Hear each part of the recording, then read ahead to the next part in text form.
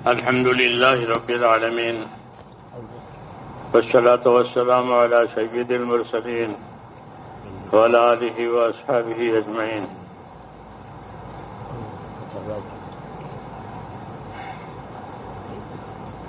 میرے پیارے بھائیوں،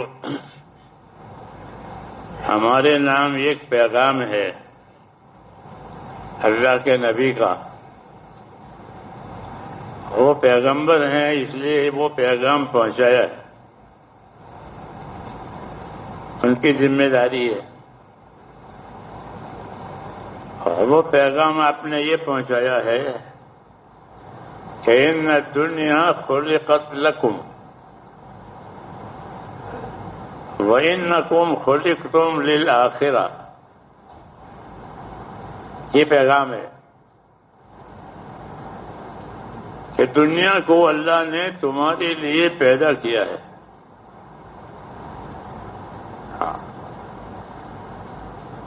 دنیا کو تمہارے لیے پیدا کیا، دنیا کی ساری نعمتیں تمہارے لیے ہے. جی ہاں، اور دنیا کی تمام چیزوں کو تمہارے کام میں لگایا ہے، یہ کہا. اور دنیا کی نعمتوں سے فائدہ اٹھانے کی طاقت اور استعداد بھی تم کو دی ہے. ہاں، تو لوگ سمندروں سے بھی کماتے ہیں، بازاروں سے بھی کماتے ہیں، اور بغیر بازار بغیر سمندر کے بھی کماتے ہیں. ہاں، کیونکہ یہ ان کے لیے پیدا ہوئی ہے. تو ہمیشہ یہ نبی جو ہیں وہ اللہ کی انعامات کے ذریعے لوگوں کو متوجہ کرتے ہیں، اور دوسرا اللہ کی قدرت کے ذریعے متوجہ کرتے ہیں. کبھی نعمت دلائیں گے یاد، اور کبھی قدرت یاد دلائیں گے. ہاں، نعمت کی یاد دلانے سے اللہ تعالیٰ سے دلوں کو انس ہوتا ہے کہ اللہ نے ہم کو یہ دیا، یہ دیا، یہ دیا، یہ دیا. قدرت یاد دلانے سے خوف پیدا ہوتا ہے.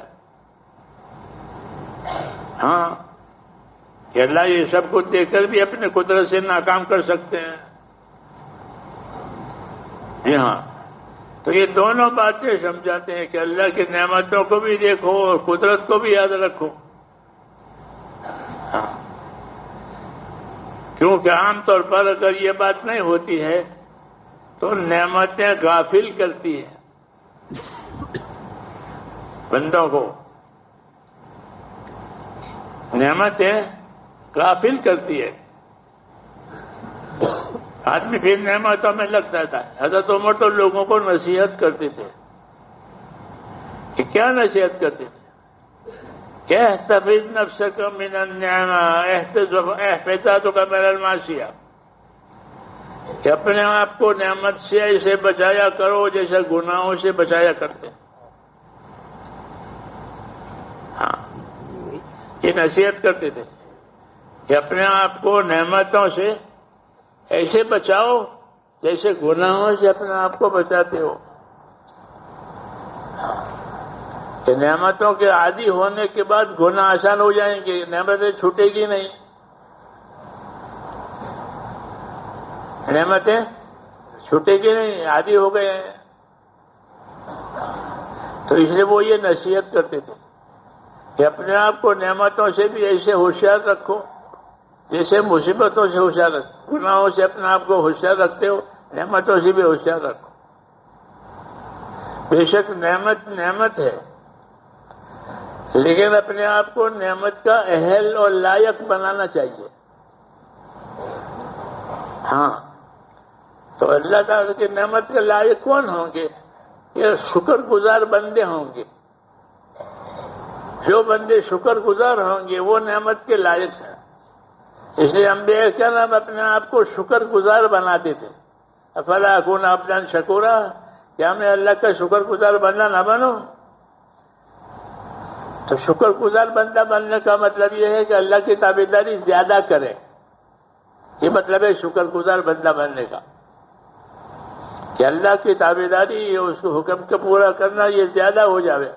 کہ یہی شکر گزاری ہے چنانچہ حضور صلی اللہ علیہ وسلم جب ساری مشکلیں آسان ہو گئی، کعبے کی چابی بھی آپ کے ہاتھ میں آ گئی، اب کوئی کچھ نہیں ہے، کوئی جھنجھٹ نہیں ہے، سب چیزیں قابو میں آ گئی، تو آپ کی عبادت بڑھ گئی۔ یہ طریقہ ہے جب اللہ نے آسانی کر دی، دشواریاں ختم ہو گئی، تو اب کیا کرنا چاہیے؟ کہ آرام کرنا چاہیے؟ کہ نہیں، آرام نہیں کرنا چاہیے، شکر کرنا چاہیے۔ ہاں، کہ اللہ نے آرام کا موقع دے دیا ہے، ساری رکاوٹیں، ساری پریشانیاں۔ اس لیے حضور صلی اللہ علیہ وسلم فرماتے ہیں کہ نعمتان مقبول فیہما کثیر من الناس، دو نعمتیں ایسی ہیں کہ باوجود کہ وہ نعمت ہیں لیکن لوگ کھوٹ کھاتے ہیں۔ نعمت سے فائدہ اٹھانے کے بجائے اس میں کھوٹ کھاتے ہیں۔ ہاں، پتہ نعمت سے تو فائدہ اٹھاوے، کہ نعمت سے استعمال کرے اور اللہ تعالیٰ کا شکر گزار بندہ بنے، مثلا تندرستی دی ہے تو اللہ کی عبادت کرے، خدمت کرے۔ ہاں، لیکن ایسا کرتے نہیں ہیں۔ اسے فرمایا کہ دو نعمتیں ہیں لیکن لوگ اس میں کھوٹ کھاتے ہیں، نفع نہیں اٹھاتے۔ کہ وہ دو نعمتیں کون سی ہیں؟ کہ ایک تو تندرستی، ایک نعمت تندرستی، بدن کی صحت، یہ بڑی نعمت ہے۔ ہمارے اردو میں کہتے ہیں ایک تندرستی ہزار نعمت،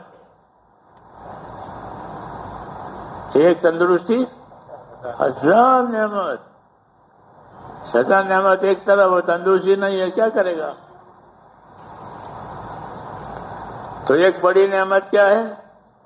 کہ تندرستی۔ زندگی کا زیادہ زمانہ تندرستی میں گزرتا ہے۔ جی ہاں، کیونکہ خدا نے ان کو عبادت کے لیے پیدا کیا ہے، تو جب عبادت کے لیے پیدا کیا ہے تو عبادت کی صلاحیت دیں گے۔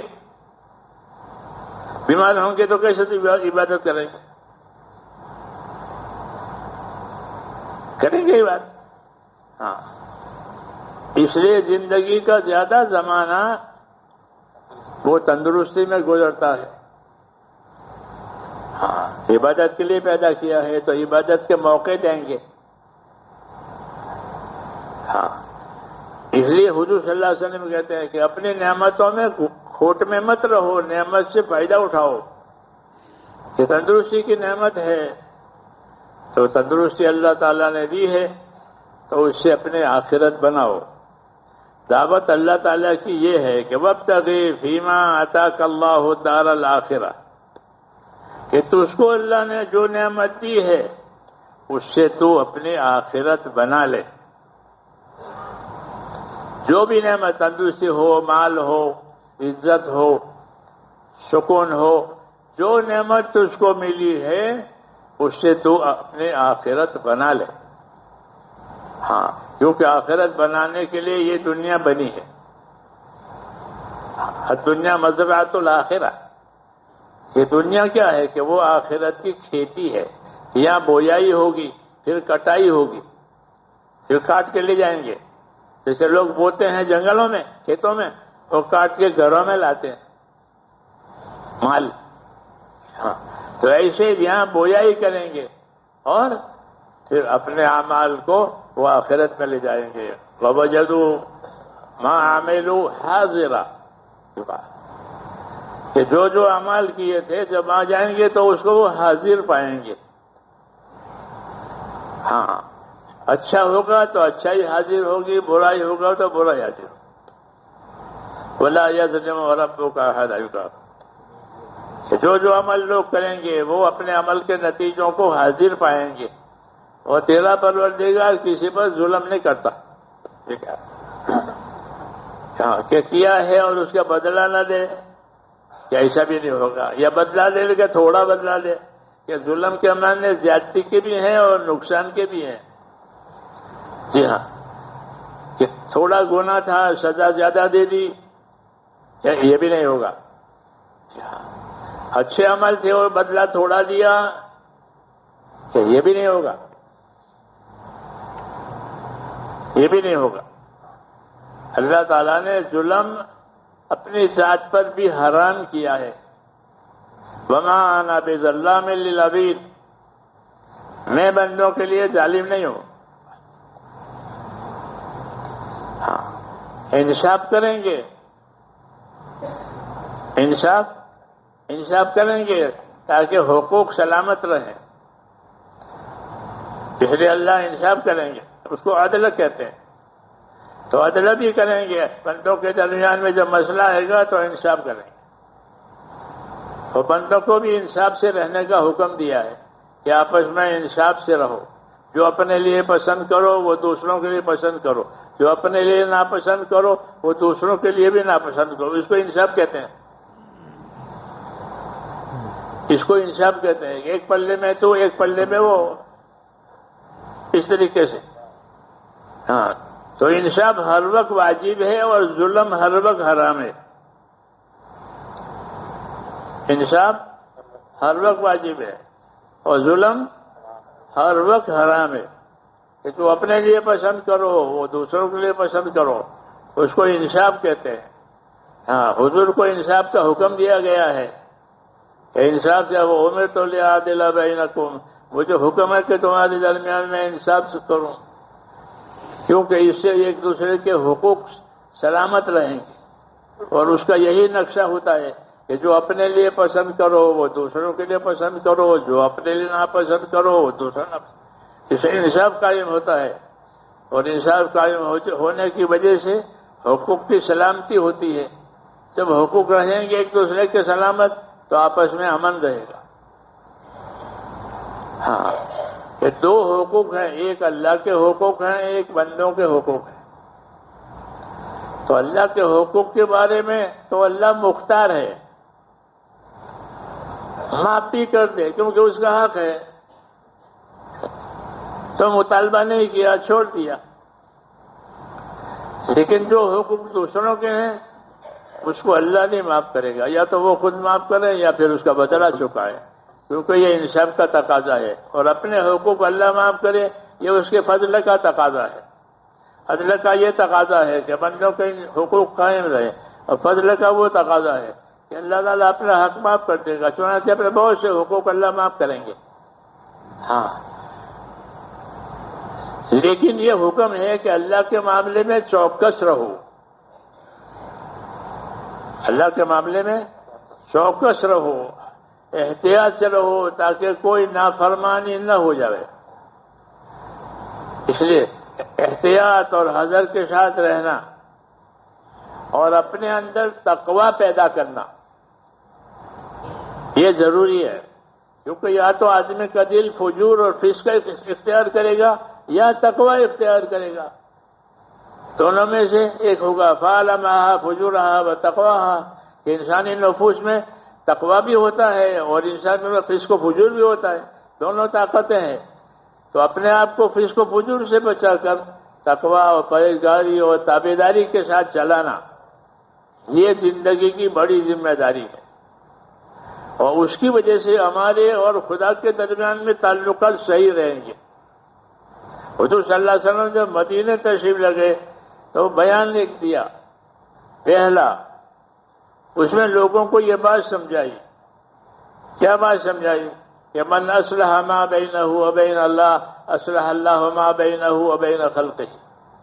یہ پہلا بیان تھا آپ کا مدینے والوں کے سامنے۔ من اصلح ما بینہ وبین اللہ اصلح اللہ ما بینہ وبین خلقہ، کہ جو لوگ اپنا اور خدا کا معاملہ ٹھیک کر لیں گے تو اللہ ان کا اور مخلوق والا معاملہ ٹھیک کر دے گا، تاکہ سارے جھگڑے ختم ہو جائیں گے۔ ایک تعلق اللہ تعالیٰ کا صحیح کرنا ہے، اس کا نام اطاعت ہے۔ اللہ کے تعلق کو صحیح کرنے کا نام اطاعت۔ تمام نبیوں کو اطاعت کے واسطے بھیجا ہے کہ بندوں کو اطاعت اور تابعداری سکھاؤ۔ وما ارسلنا من رسول الا لیطاع باذن اللہ، کہ ہم نے رسولوں کو اسی لیے بھیجا ہے تاکہ وہ اللہ کے فرمانے سے اللہ کے بندوں میں اطاعت قائم کرائے۔ تو ہماری زندگی کی اصلی مایا جو ہے وہ ہے کہ زندگی اطاعت اور تابعداری پر آوے۔ ہاں، اس کے لیے دین سیکھنا ضروری ہے، یہ پہلی بات ہے کہ دین سیکھو، دین کا علم سیکھو، تاکہ پتہ چلے کہ اللہ کا کیا حق ہے۔ حضرت معاذ سے حضور نے پوچھا، معاذ اتدری ماذا حق اللہ؟ معاذ آپ کو معلوم ہے اللہ کا کیا حق ہے؟ حضرت کیا مجھے نہیں معلوم ہے، آپ بتائیں گے کہ اللہ کا کیا حق ہے؟ جی ہاں، تو آپ نے فرمایا اللہ کا حق یہ ہے کہ اسی کی عبادت کی جائے گی، اس کے ساتھ کسی کو شریک نہیں کیا جائے گا۔ تو عبادت اللہ کا حق ہے، اور عبادت قبول ہونے کے لیے ایمان شرط ہے کہ ایمان ہوگا تو عبادت قبول ہوگی، اور ایمان نہیں ہے تو پھر کوئی عبادت قبول نہیں۔ شرک کے ساتھ، کفر کے ساتھ کوئی عبادت قبول نہیں۔ عیسیٰ علیہ السلام کے ذریعے سے یہ بات کہلوائی تھی کہ انہ من یشرک باللہ فقد حرم اللہ علیہ الجنہ ومأواہ النار، کہ جو اللہ کے ساتھ کسی کو شریک کرے گا اس کا ٹھکانہ جہنم ہے، اس کے لیے جنت حرام ہے۔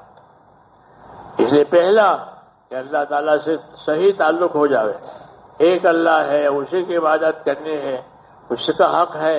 ہاں، اور پھر دین سیکھنا ہے، دین سیکھیں گے تو اللہ کے حقوق کا پتہ چلے گا کہ ہمارے ذمہ اللہ تعالیٰ کیا حق ہے، بغیر سیکھے کیسا ہوگا؟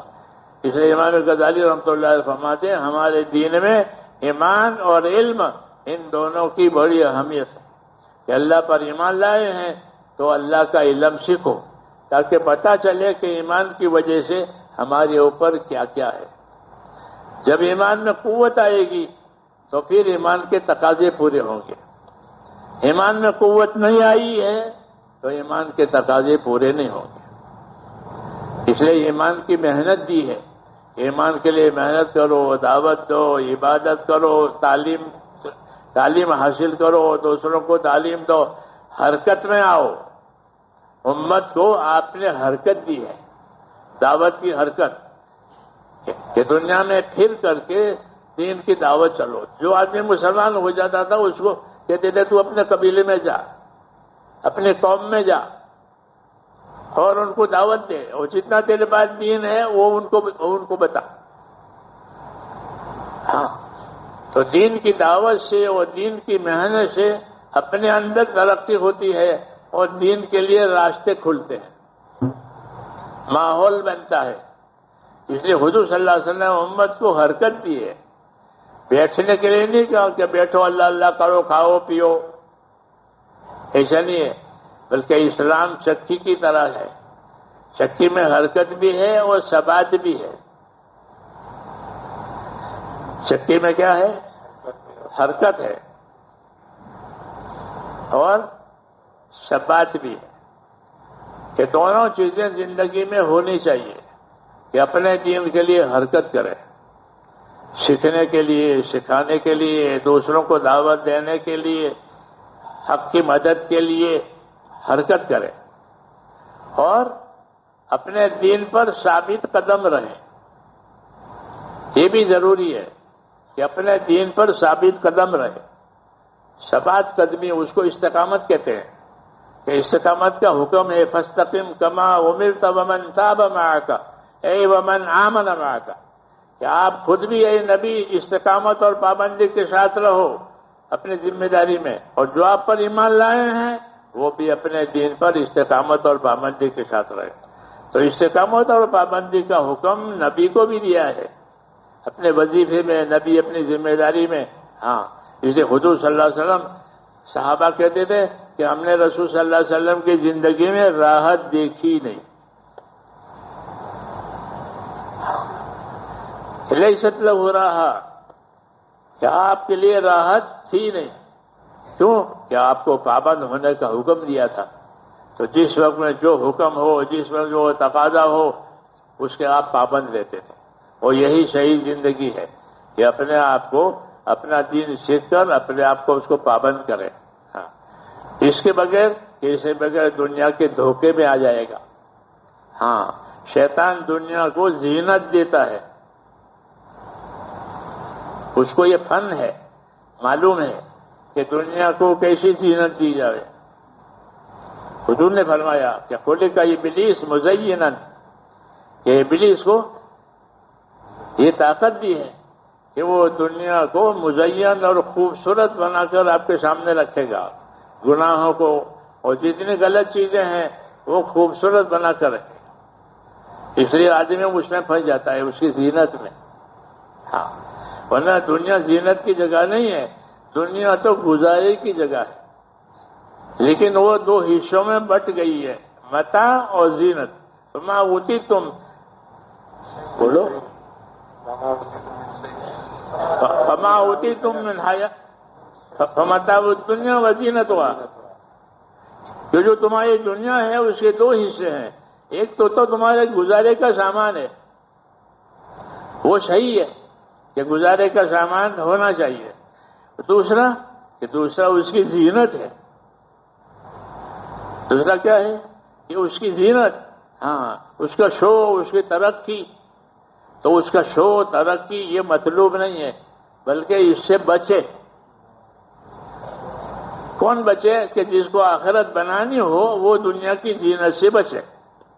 تب بزرگوں کا یہ ارشاد ہے کہ ومن اراد الاخرہ ترک زینت الحیات الدنیا، کہ جو آخرت بنانا چاہے تو اس کو اپنی دنیا کی زینت چھوڑنی پڑے گی، ہاں، ورنہ وہ زینت میں پہنچ جائے گا۔ جی ہاں، کیونکہ زینت مقصود نہیں ہے، زینت امتحان کے لیے ہے، گزارا مقصود ہے کہ دنیا میں گزارا ہو جاوے، اس کو متاع کہتے ہیں۔ انما هذه الحیات الدنیا متاع، کہ یہ دنیا تو گزارے کے لیے ہے۔ حاکم حکومت کے ساتھ گزرتا ہے، تاجر تجارت کے ساتھ گزرتا ہے، یہ سب گزر رہے ہیں، جی ہاں، اور وہ چیزیں ان کی یہاں رہ جاتی ہے، ہاں، اور جو انہوں نے عمل کیے وہ ساتھ لے جائیں گے، باقی چیزیں ان کی یہاں ہے، دیکھنے کے لیے ہے بس۔ تو جو چیزیں نظر آئے گی وہ چھوٹ جائے گی۔ قاعدہ ہے کہ جو چیزیں نظر آئے گی وہ موت پر چھوٹ جائے گی۔ اس لیے کہا اس کو گزارے کے لیے استعمال کرو، اپنی دنیا سے دین مناؤ۔ اللہم اعنی علی دینی بالدنیا، معصور دعا ہے، اللہم اعنی علی دینی بالدنیا، اے اللہ میرے دین میں میری مدد کر دنیا دے کر۔ ظاہر بات ہے کہ دنیا نہیں ہوگی تو دین پر کیسے چلے گا؟ دنیا ہوگی تو حج کرنے جائے گا، دنیا ہوگی تو زکات دے گا، دنیا ہوگی تو مدرسہ بنائے گا، مسجد بنائے گا۔ تو اسے مانگی دعا ہے کہ اللہم اعنی علی دینی بالدنیا وعلی آخرتی بالتقوی، اور میری آخرت بنا دے تقوی اور پرہیزگاری سے، کیونکہ آخرت متقیوں کے لیے ہے۔ آخرت کس کے لیے ہے؟ متقیوں کے لیے، پرہیزگاروں کے لیے۔ ہاں، جنت کو اللہ نے تیار کیا ہے اور بڑی لمبی چوڑی ہے وہ، اور وہ کہا کہ متقیوں کے لیے تیار ہے۔ ہاں، جنت کتنی بڑی ہے؟ تو اس کی چوڑائی جو ہے 7 آسمان زمینوں کے برابر ہے، چوڑائی۔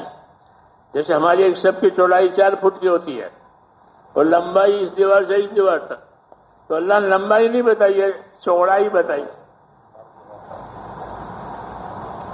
چوڑائی تھوڑی ہوتی ہے ہر چیز کی، ہاں، تو جنت کی چوڑائی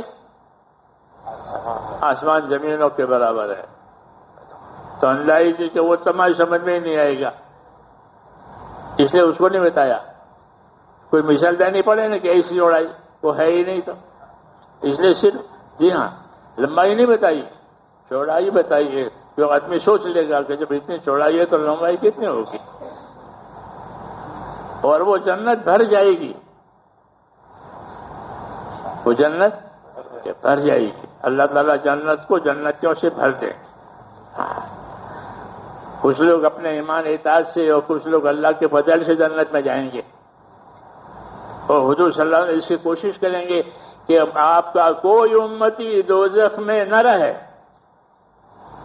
وَلَسَوْفَ يُؤْتِيكَ رَبُّكَ فَتَرْضَىٰ، فتح والی آیت ہے کہ تیرا پروردگار تو اس کو وہ دے گا اے محمد کہ تو خوش ہو جائے گا۔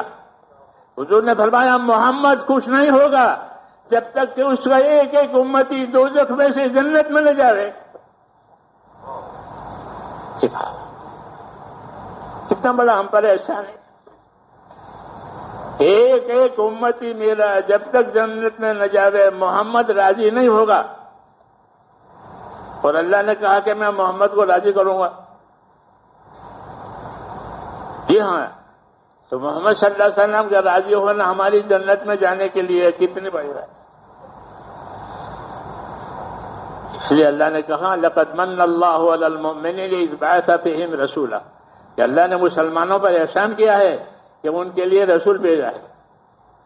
تو حضور صلی اللہ علیہ وسلم کے یہ احسانات ہیں ہمارے ساتھ، ہاں، آخر تک جنت میں لے جانے تک. کیونکہ سب سے پہلے جنت میں جانے والے حضور صلی اللہ علیہ وسلم ہیں. آپ سے پہلے کوئی جنت میں نہیں جائے گا. جنت بند ہے، جنت بند ہے، اس میں حور اور غلمان ہے اور کوئی نہیں ہے. سب سے پہلے آپ کھلوائیں گے اس کو.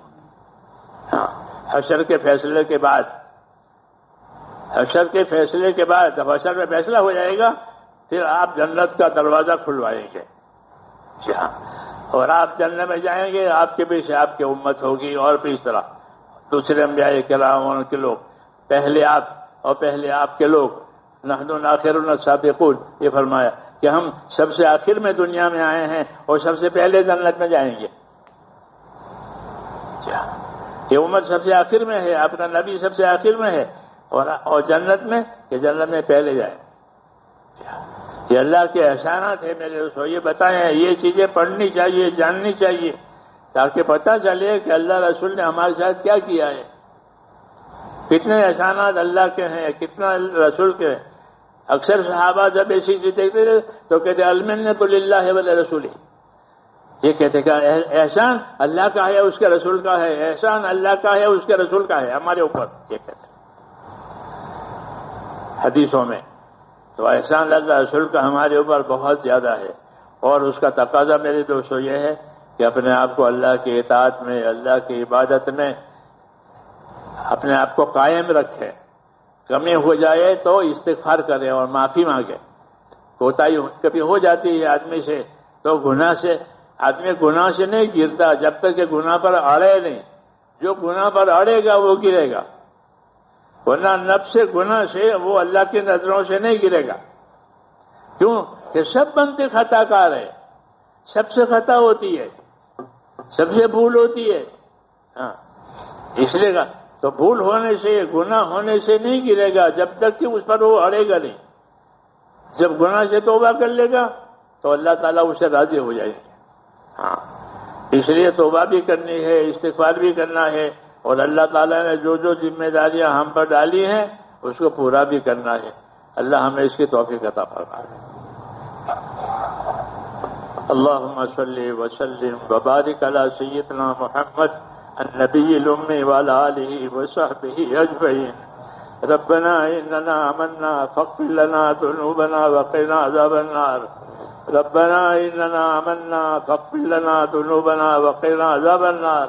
اللهم ان قلوبنا ونواسينا وجوارحنا بيدك لم تملكنا منها شيئا، فإذا فعلت ذلك بنا فكن أنت ولينا واهدنا إلى سواء السبيل. اللهم كن أنت ولينا واهدنا إلى سواء السبيل. اللهم آت نفوسنا تقواها وزكها أنت خير من زكاها، أنت وليها ومولاها. اللهم ألهمنا مراشد أمورنا وأعذنا من شرور نفوسنا ووفقنا لما تحب وترضى، واجعل آخرتنا خيرا من الأولى. اللهم سلمنا لرمضان وسلم رمضان لنا وسمه لنا متقبلا. اللهم سلمنا لرمضان وسلم رمضان لنا وسلمه لنا متقبلا. اللهم إنك عفو تحب العفو فاعف عنا. وصلى الله تعالى